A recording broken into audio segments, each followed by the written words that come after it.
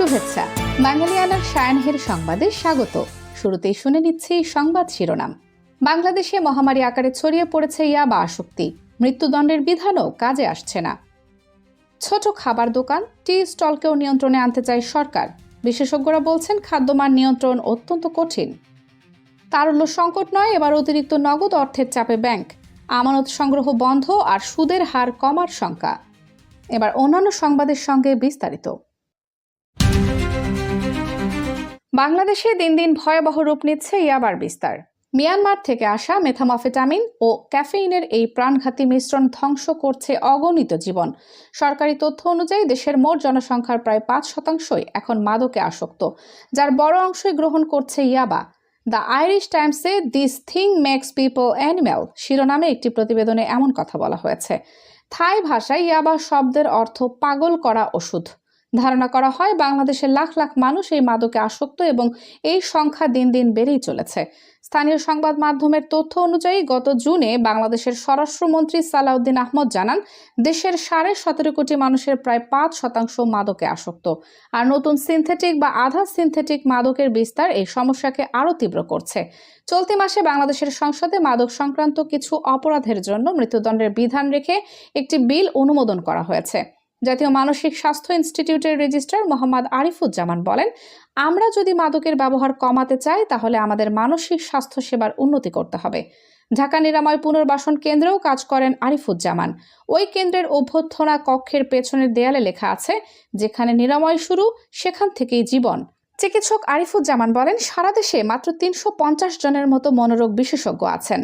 জাতীয় ইনস্টিটিউটে মনোরোগ বিশেষজ্ঞরা হয়তো 1 ঘন্টায় 20 জন রোগী দেখতে পারেন, কিন্তু আমাদের আর কোনো বিকল্প নেই। তিনি বলেন, বাংলাদেশে মানসম্পন্ন মনোবিজ্ঞানীরাও একই রকম অভাব রয়েছে। তিনি চান সরকার যেন মানসিক স্বাস্থ্যকে প্রাথমিক স্বাস্থ্য সেবার সঙ্গে যুক্ত করে। সংকট সমাধানে আইনি কড়াকড়ি ও মৃত্যুদণ্ডের বিধান করা হলেও এর বিস্তার কমেনি। বিশেষজ্ঞদের মতে মানসিক স্বাস্থ্য সেবার চরম অভাব পরিস্থিতিকে আরও জটিল করে তুলছে। সারা দেশে মাত্র 350 জনের মতো মনোরোগ বিশেষজ্ঞ রয়েছেন, যা চাহিদার তুলনায় নগণ্য। একদিকে চিকিৎসা সেবার ঘাটতি, অন্যদিকে রাজনৈতিক ও সামাজিক অস্থিরতায় তরুণদের অনিশ্চিত ভবিষ্যৎ তাদের ঠেলে দিচ্ছে মাদকের দিকে। সস্তায় মেলা এই মাদক সেবনে মানসিক ভারসাম্যহীনতা, স্ট্রোক সহ মারাত্মক স্বাস্থ্য ঝুঁকি তৈরি হলেও কার্যকর পদক্ষেপের অভাবে পরিস্থিতি অনিয়ন্ত্রিত রয়ে গেছে।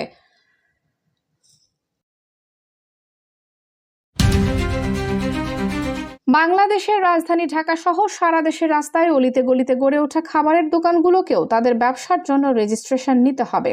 পাশাপাশি খাবারের ব্যবসা করতে হলে বা এই ধরনের ব্যবসার সঙ্গে জড়িত সব ব্যক্তি বা প্রতিষ্ঠানকেই লাইসেন্স নিয়ে ব্যবসা করার বিধান রেখে বিধিমালা জারি করেছে সরকার।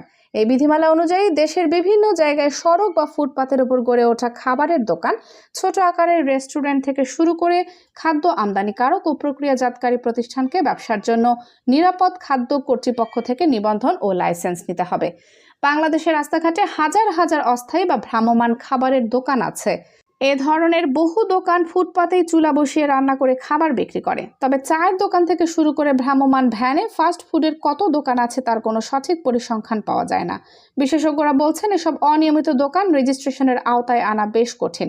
এর চেয়েও কঠিন এসব দোকানকে নিরাপদ খাদ্য নিয়ন্ত্রণের আওতায় আনা, কারণ এসব দোকানের বড় অংশই অস্থায়ী এবং ভাসমান, এবং এত বেশি পরিমাণ খাদ্যের নিরাপত্তা নিশ্চিত করার মতো অবকাঠামোগত সুবিধা সরকারি প্রতিষ্ঠানের নেই।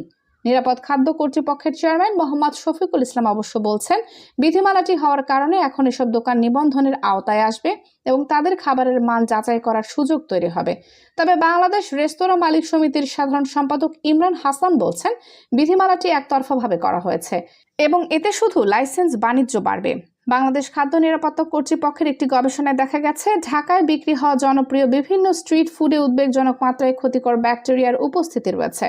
বাংলাদেশ পরিসংখ্যান ব্যুরোর সর্বশেষ হিসাব অনুযায়ী দেশে খাদ্য পরিবেশনকারী প্রতিষ্ঠান প্রায় 4.5 লাখ। এর মধ্যে হোটেল, রেস্তোরাঁ ও চা স্টলও আছে। ফাস্টফুডের দোকান আছে প্রায় 67,000।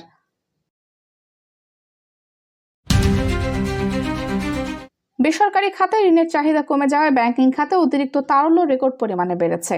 ঋণ বিতরণ করতে না পেরে বাণিজ্যিক ব্যাংকগুলো সেই অর্থ বাংলাদেশ ব্যাংকের স্ট্যান্ডিং ডিপোজিট ফ্যাসিলিটি SDF হিসেবে জমা রাখছে, যেখানে তুলনামূলক কম সুদ পাওয়া যায়। ব্যাংকাররা বলছেন, সরকারি ট্রেজারি বিলে বিনিয়োগের পরও ব্যাংকগুলোর হাতে উল্লেখযোগ্য পরিমাণ অর্থ উদ্বৃত্ত থাকছে। সরকারের চাহিদার তুলনায় বেশি আবেদন জমা পড়ায় ট্রেজারি বিলের সুদ হারও কমছে। ফলে ট্রেজারি বিল থেকে ব্যাংকগুলোর আয় কমছে। কর্মকর্তাদের আশঙ্কা, পরিস্থিতি দীর্ঘায়িত হলে আমানতের সুদ হার কমানোর পাশাপাশি আমানত সংগ্রহও কমিয়ে দিতে হবে ব্যাংকগুলোকে।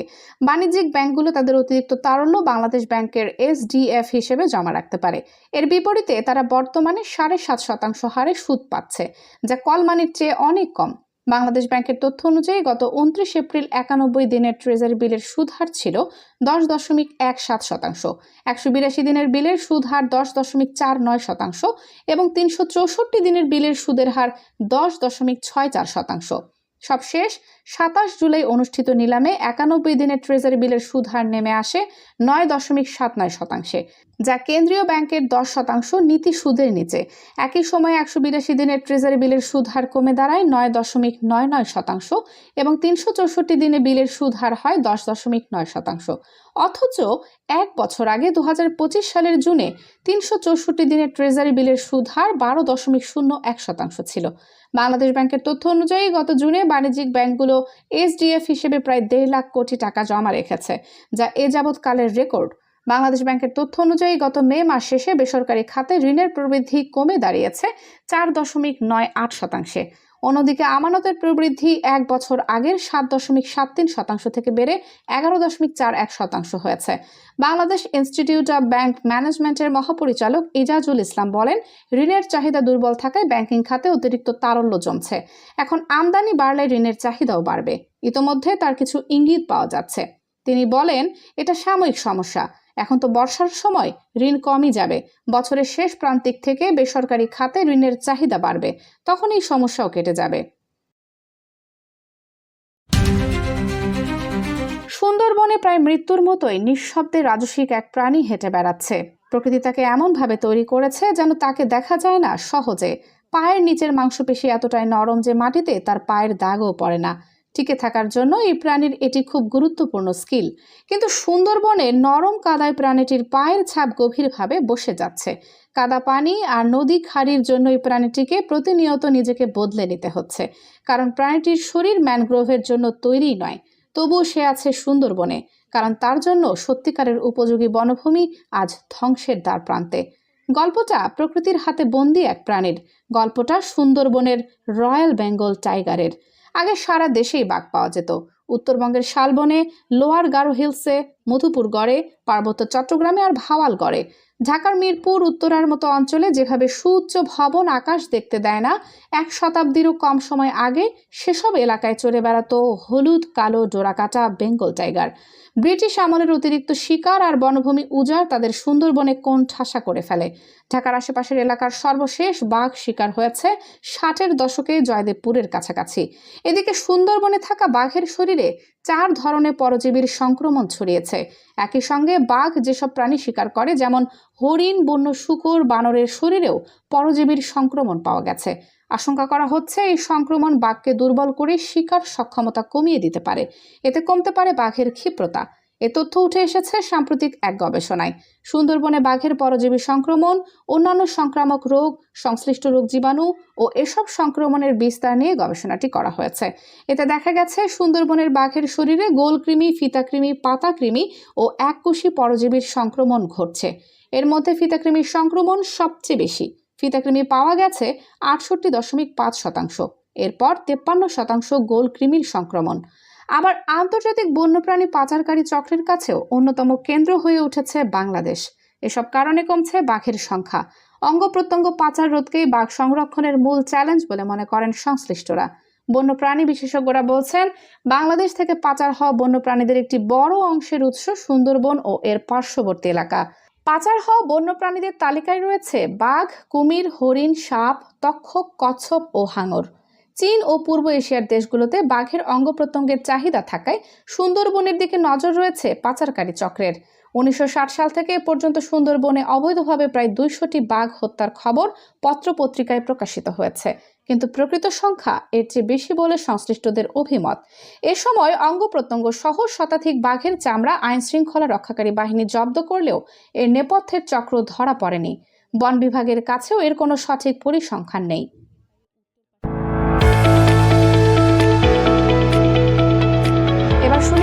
বাঙালিয়ানার বাণিজ্য সংবাদ। এশিয়ার ক্রেতাদের জন্য আগস্টের হালকা অপরিশোধিত জ্বালানি তেলের দাম উল্লেখযোগ্য পরিমাণে কমিয়েছে ইরান। সম্প্রতি দেশটির রাষ্ট্রায়ত্ত সংস্থা national Iranian oil company NIOC এ সিদ্ধান্তের কথা জানায়। আন্তর্জাতিক জ্বালানি বাজারে চলমান অস্থিরতা ও আঞ্চলিক ভূ রাজনৈতিক উত্তেজনার মধ্যে এই গুরুত্বপূর্ণ সিদ্ধান্ত নিয়েছে তেহরান। NIOCর ঘোষণা অনুযায়ী আগস্টে এশীয় ক্রেতাদের জন্য ইরানি হালকা অপরিশোধিত জ্বালানি তেলের দাম ব্যারেল প্রতি $4.35 কম নির্ধারণ করা হয়েছে। জুলাই এ জ্বালানি তেলের দাম ব্যারেল প্রতি $7.15 প্রিমিয়াম বা সংযোজিত মূল্যে ধার্য করা হয়েছিল।